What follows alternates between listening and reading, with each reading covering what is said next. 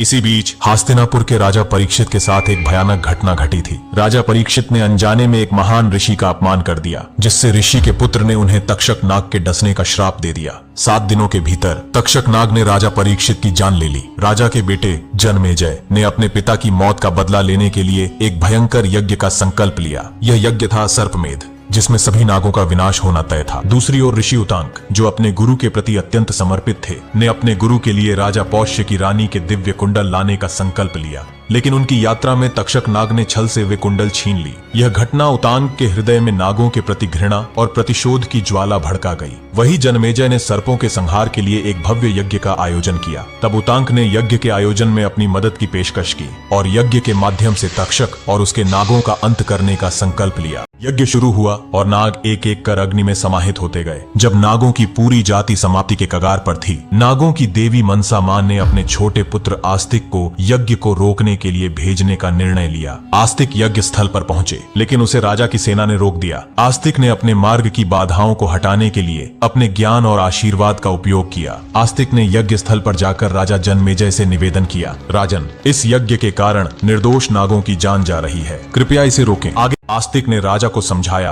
कि प्रतिशोध का मार्ग केवल विनाश और शांति की कमी को जन्म देगा। आस्तिक ने राजा से पूछा, क्या सर्पों की बलि देने से वास्तव में न्याय मिलेगा या केवल एक और अनगिनत बलिदानों की श्रृंखला को जन्म देगा? राजा जनमेजय ने आस्तिक की बात मानते हुए यज्ञ को रोक दिया और सर्पों को जीवन दान दिया। आस्तिक ने ध्यान लगाकर और मंत्रों का जाप करके यज्ञ की अग्नि को नियंत्रित करने की कोशिश की। उन्होंने मां मनसा और भगवान गणेश की पूजा की और यज्ञ को रोकने में सफल रहे। इस प्रकार माता मनसा के बलिदान से नागलोक का विनाश होने से बच गया और माता नागलोक की महारानी बनी। जय मां मनसा देवी।